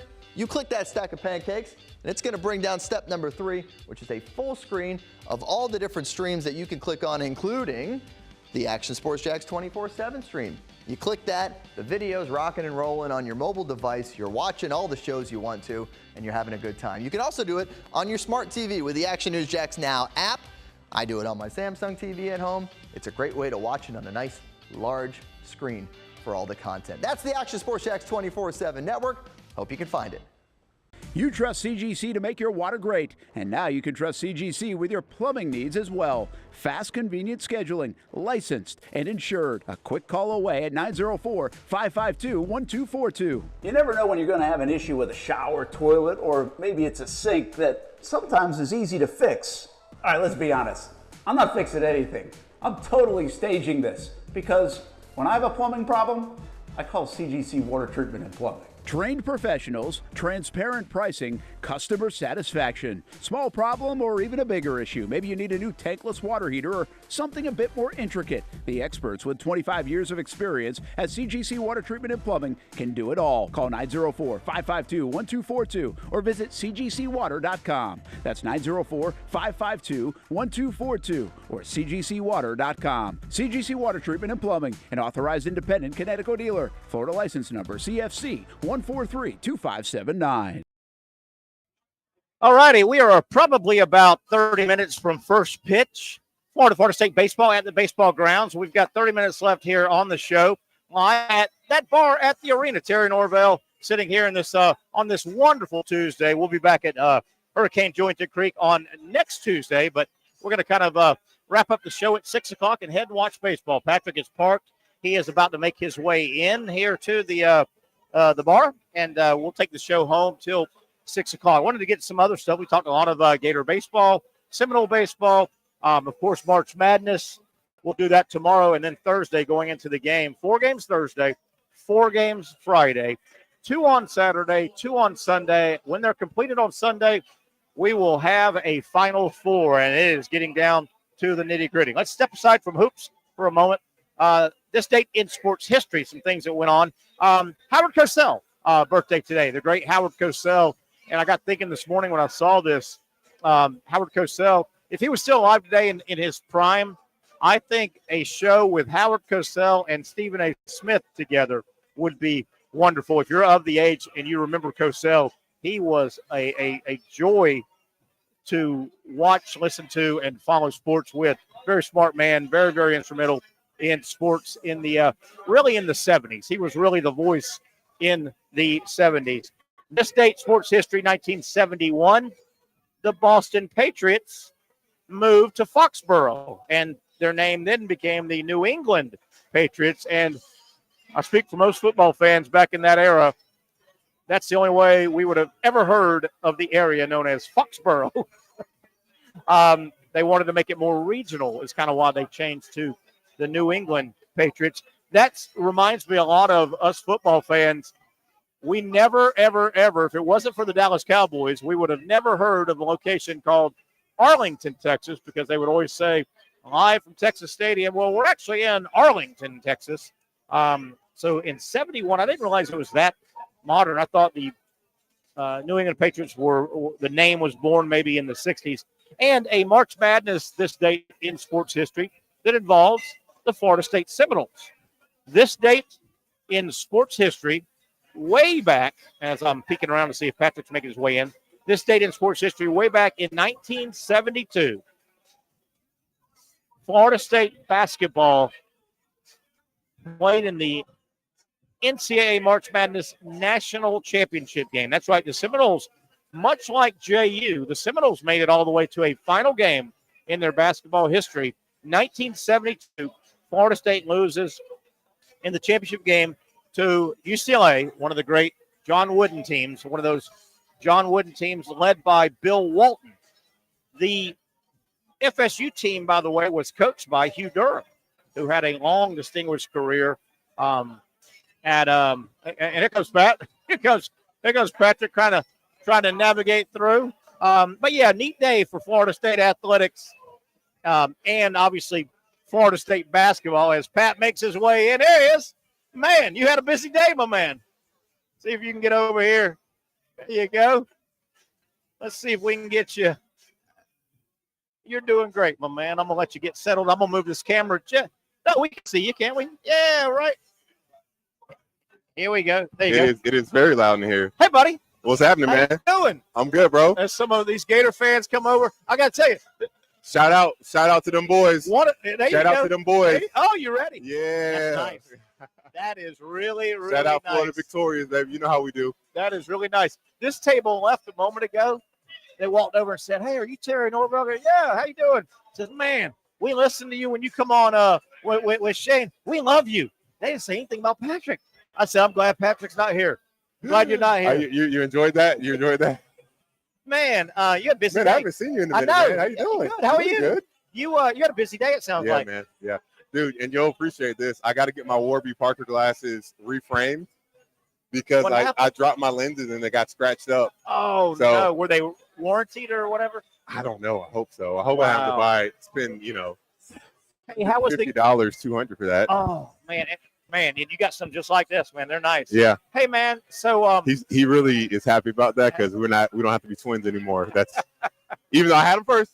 I had him first. I have to admit that. What about your weekend? You and your mom, man. You busted your tail, dude. And then y'all went to the Gator UConn game. I feel bad for my mom. She drove. She was so tired yesterday. We got in on Saturday around 4:00. I went into work. Work ends up It's a long day. Yeah. Because we don't have rights. CBS, TNT, True, all that stuff. So I go to bed at maybe 1 a.m. We have to get up at 8:30 to get on the road. And, I slept the whole time. Yeah, I slept the whole time. Sure. 2.5 hours there. Great game. Thank God we won. And then 2.5 hours on the way back. Your guys in studio, and this would have been Saturday, I guess you left, right? You left studio Saturday. Yep. Those guys, when y'all are off air, I know on air is one thing, but when y'all are off air, who do they think wins the tournament? Who do your Everybody says the Florida Gators. They do. I'm not even joking. Legitimately mean it? Legitimately, Damian Fishback, Ron Slay, Somebody want to say hi. Legitimately believe the Gators are going to win it all. Yeah, we're on. We're live, and you're on, man. We're live. There you are. I don't know who you are, but here you are. There you are. We don't know who you are, but here you are. You're a Gator fan, right? Oh, Lee Norvelle. How you doing, my friend? You don't even recognize family. No, spelled just a little bit Tells you how bad this guy is. Look at who's this guy? What is this shirt? Look at this guy.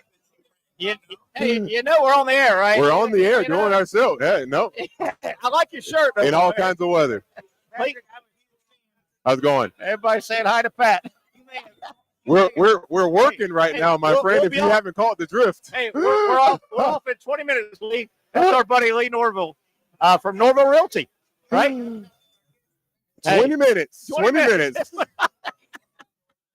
That guy is Norvelle Realty, spelled a little bit different, but he's known all over Jacksonville. Norvelle Realty. He's got a great realty company. I bet he makes some good money. He probably has no issue with that. I tell you, Norvelle's taking over, man.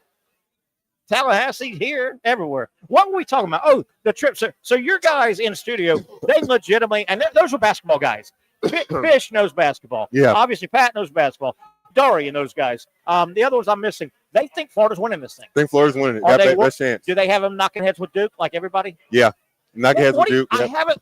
Florida-Auburn Final Four matchup. Okay. Have you seen? I haven't seen Duke a lot. I need to settle in and I hear they're really good. I've seen Who them. they got next? Arizona? They've got Arizona. They've got Arizona. I don't know if Arizona's that good, but man, they undressed Baylor. It was yes. I didn't think Baylor, because Baylor was a 9. I didn't think Baylor was gonna Baylor would fight a little bit, but 30-point loss or whatever it was. I mean, they got blown out. This is my first time in here. The official name is right there. See the name? That bar. That bar at the arena. Because we're that bar at the arena. We're at that bar at the arena. We can do this more often. Yeah. Make this thing happen. Yeah. And this is a neutral site college baseball game. It's really neat. Yeah, absolutely. Have you been to this game before? I don't. We did. What did we do last year? Did we do Florida? We did Florida, Georgia. What did we do? I don't know. We came to a game. Yeah. That was here. Oh yeah. But we didn't have the show at this hour at that time. What was that? It had to be. Oh, it wasn't Georgia. It was JU. Florida JU. That was what it was. Yeah, because Georgia didn't want to play.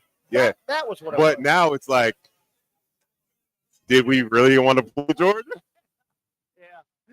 Gator baseball is scuffling a little bit right now with relief pitching. We'll see. Back to the tournament. I like, but I don't like the cannibalization. Kentucky, I know. Kentucky, Tennessee. Somebody's losing. Well, on the women's side, they have the same issue. Is that right? Tennessee and Texas. Wow. On the women's side. So yeah, you hate it, but you know what's going to happen. Yeah. Gosh, man, talk about bragging rights. We ended your season to the rivals. Yeah, I think the Kentucky UT rivalry, in terms of importance and relevance and all of those things, in comparison, this last 10 to 15 years has been just as relevant as the Duke and North Carolina. Really I'm not gonna say obviously Tennessee doesn't have not the pedigree of Duke, North Carolina because of championships. Yeah. Obviously, Kentucky has many. Tennessee has this many. Nice. This many Final Fours as well. Get it in. I mean, I'm stating facts. And we're gonna keep it here to the top of the hour. We'll get out here at 6. Can Ole Miss hang around Michigan State? I mean, I think so. Izzo, good. I didn't realize. Michigan State is very interesting. They play 10 guys, all 10. Nobody more than 30 minutes.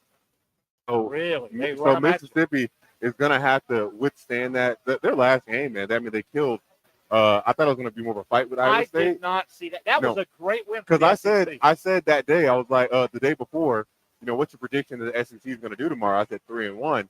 I was torn between. I hadn't seen Illinois play a lot, so I didn't know. Yeah. And then I was like, Iowa State's been really good for a while. Ole Miss has been okay. Yeah. Goodness gracious. And I said Ole Miss is the one game I think the SEC will lose. And by They far, walked the dog they on walked Iowa the State. dog. If you Hey, man, it's a young man's game, Terry. It is. It is. I know where you're going. Hey, I think, and correct me if I'm wrong, literally the two best wins in the tournament so far, Arkansas was a 10. They knocked off a 2. And Ole Miss was a 6. Yeah. And they knocked off, I think that's 2. I don't know too much about Texas Tech. Yeah. So I'm thinking, They're athletic, man. At this point in the season, if you're still dancing, you're a threat. Like there shouldn't be any blowouts, really. There shouldn't be at this point. Are we going to look back and go, what a shame Florida UConn wasn't a little deeper in the tournament? Yeah, I wish that game would have been an Elite Eight game to go to the Final Four a little deeper. Or something like. Honestly, though, I think if UConn, because they were better than their season, they had those 3 really bad losses early in the season and scuffled, came back a little bit, scuffled some. If they would have been 4 seed, 5 seed, like we would see them in the Elite Eight. I think so. And we may have more, if this is bad grammar, more better games, but that was an awful good game to be. I don't think it's bad. It makes it's. I understand what you're saying. Would your mom though? Mo better. Your mom may. Mo better. Your mom may get on me. Have you looked around? There's some neat potential matchups. I hope this doesn't happen in the South, but you realize Michigan and Michigan State could meet. What a great rivalry that would be for them. Yeah, it's very possible. I think Auburn gets by Michigan. They got 2 7-footers, but they're not physical. You seen their 7-footers? Yeah, Black Golden's he's pretty good. I don't know the other guy. The other one's a stiff. He's okay. He's a little stiff, but the size Janai Broome does, because he doesn't jump so high with his hook shots and get great elevation, but he's crafty and quick with his moves and decisive, which makes it, as a defender, you have no idea what the offensive guy's going to do. How many trips down the court, if you're man-to-man when you played, and y'all did man-to-man, how many trips down the court did it take before you could almost feel your guy? Okay, he's not going to do this. He's good at that. He does have a second-hand dribble. So did it take a long that's time? good you say that. Coach K would always say, what's the first thing that happens when you get tired? When you get tired, you start trying to cheat and take shortcuts and stop. You're not trying to cheat. It's just the extra effort required is more. Sometimes you're just not going to give. Yeah. So at a certain point, you start thinking this guy's not going to. He's just going to go to his strengths. Yeah. His strength is he's going to go back to his left hand. But your mind goes when you're tired. Are you still able to stay locked in and focus on those scouting things, or just have the awareness of man, he's breathing kind of hard, or whatever, and then because I was telling my little, he's not my nephew, but he pretty much is 85% of basketball is effort. Yeah. And your mental game. Like if you know the game, you know the places to be. Like and I say you see me pointing those of you that can't see, I'm pointing my finger at Terry. He could actually I said, and I'm saying score. He could make a play. Is that getting a rebound? Is that taking a charge? Terry could take a charge. I got a better chance scoring in this bar than on a basketball court, but I can't say that out loud, can I? Homes.com is the best. You can't say that. Some of the potential matchups we talk about, I wouldn't like it. The Big Ten would love it. Michigan State, Michigan could meet up for a trip to the Final Four. Yeah. How about the East? Right now, I don't know how it's going to play out. Duke should beat Arizona. Bama, BYU. Yeah. BYU's good, by the way. I would pay they're expecting good money. them to score the over-under is going to be 175. Really? They're that kind of a score? Yeah, both teams. I would pay good money to see Bama and Duke lock horns. Wouldn't that be fun? I foresee it, man. Wouldn't that be fun? Yeah, that would be fun. Woo! Yeah. Down at the mid. Grant Nelson versus Cooper Flag. Isn't that so crazy? He's 18 or 19, and he's taking on guys that are 22 and 23 and dominating. And he jumps. But he was doing it at 16. Yeah, so he was. Yeah. Midwest, Houston, Purdue. By the way, Purdue gets basically a home game. That's in Indianapolis. Yeah. Terry, by the way, I'll let you finish. Go ahead and finish this. I got something to show you. And then Kentucky, Tennessee. I think Tennessee and Houston would lock up in a brawl of a game, don't you? Tennessee and Houston. Oh, without a doubt. If they locked up, and then we'll talk about Florida in a minute. What do you got? No, I got it right here. I want to send it. That's cool. This is Hi, Pat. What's going on, guys?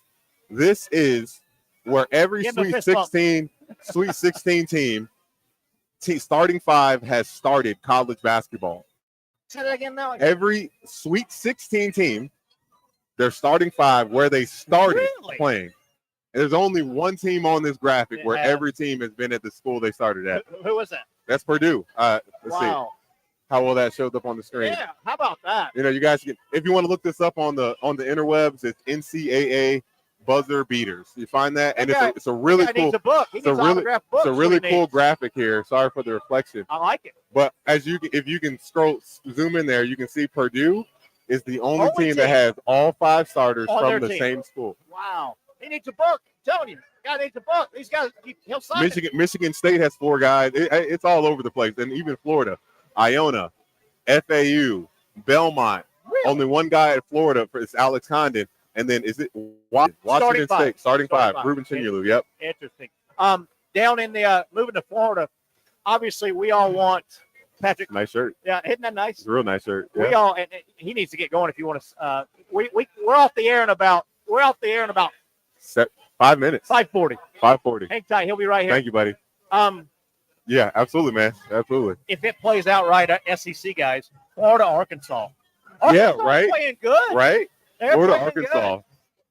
Hey, Florida, Arky. Arky. And at this point now, I mean, Coach Cal is established, or at least got his good graces going into next year for sure. I agree. I'll tell you what, Arky, when they played St. John's, I thought Patino did the same thing. Did you know there were 90 misses in that game? 90.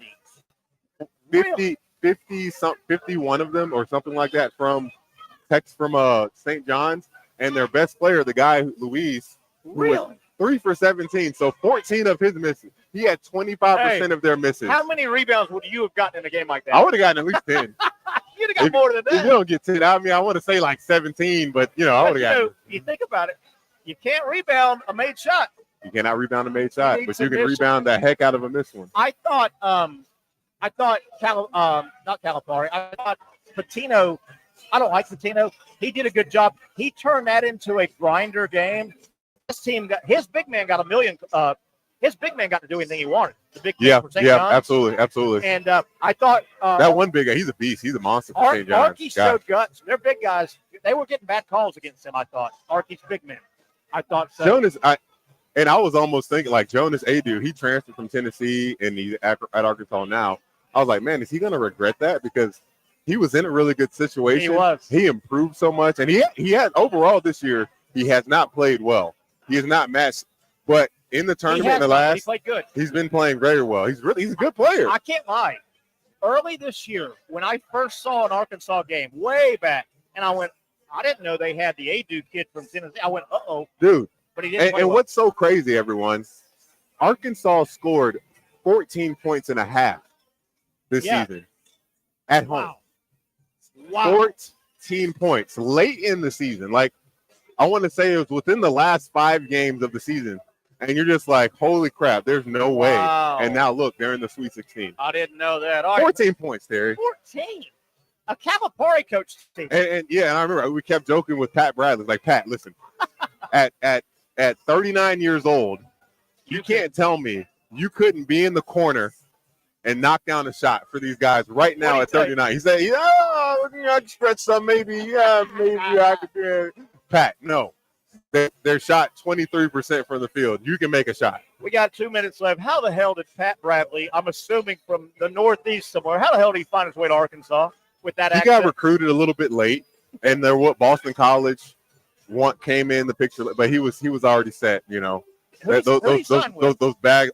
Those bags of money, Arkansas. Yeah, who was his coach? Oh, his coach, I don't remember. I can't remember. Those bags of money just started right under the table. Here you go, Terry. Yeah. A bag of money. I'll take it. Oh, it's some money. Here you go. I'll take it. I'm trying to get some money from this guy that just came up. Yeah, what did he take? Oh, I ran him off. I'm sorry. I owe you $10, I guess. No, you don't. You don't. But I know you're trying to make that point, and I wanted you to make that point. Absolutely. Where did you find that site? What's really cool about the company with SEC, like we all have a group text and we keep, and eyes on share, stuff and people share, and it's always really really right cool. Now. But to that point, makes you want to pull for Purdue. Look, let's look at this again. Let me bring it up, and I know we don't have 1 minute too much time, but we talked about it yesterday briefly regarding not having Cinderella stories anymore. Yeah. How many of these guys came from mid-major schools, especially Florida? If I can find it right here. How many of these mid-major schools for Florida? Belmont, FAU, Iona, Washington State. I'll consider them a mid-major because they're now the powerhouse school. Right. FAU, North Texas. Right now. I know, right? And it doesn't make sense for it to be open until it should not be open. It's not fair for that to be open until after the season comes to closure, because that puts players in such do you have to declare? What's the window you have to declare? I think it's like 30 days. Okay, so there's some time there. Yeah, you got some. There's some time. Maybe even start doing the Final Four if you want to do that. Sure, whatever. I don't care. Yeah. But right now, there's got to be a window so these players aren't put in a position where they have to tell their coach before the championship game, "Coach, I'm transferring." I'll tell you one thing though, a great recruiting pitch is just keep playing in this tournament. People want to play for winners, don't they? They want to play for winners. They want to play for winners. All right, Pat. Wish I could have got here earlier, guys, but glad we about to go enjoy some baseball. You're jealous because you're not us right now. You got to go get your credential. So I'm gonna wrap. You're right. I'm gonna wrap up the gears down the first baseline. I'm gonna wrap up the gear, take it to the car. I'll meet you in the ballpark. Sounds like a plan. How's that? All right. I want to thank Casey, too, our producer. These remotes can be a little bit stressful, hookups and things like that. Great job. And to our guests, of course, Trenton Torsia with us earlier. That wrap it up. Going to go watch some baseball. We'll be back tomorrow, 4 o'clock, for the next edition of the Young and Norvelle Show right here on Action Sports JAX. Have a great Tuesday, everybody.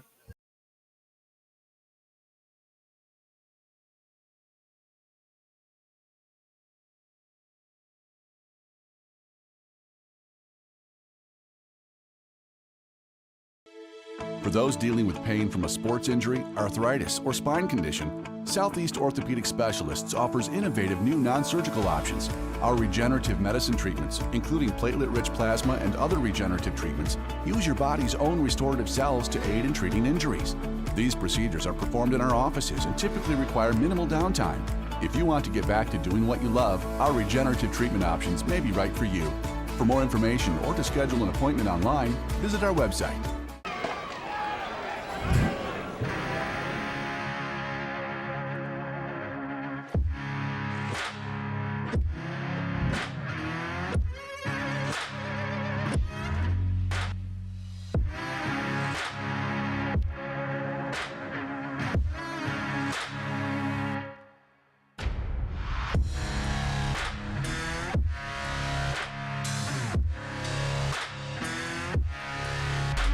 Finally, a family atmosphere, kid-friendly restaurant with a real sports bar feel. Bricks JAX Beach features all of that and a large, climate-controlled covered patio with misting fans and heaters for all seasons. Mix in an extremely diverse menu that features the most quality and affordable steak at the beach, and there's no reason not to enjoy your next lunch, dinner, happy hour, or big sporting event at Bricks JAX Beach, 300 2nd Street North in Jacksonville Beach. See you at Bricks JAX Beach. You really got to hand it to him. Hold on. The previous play is under further review. I'm not sure what he could review, but okay.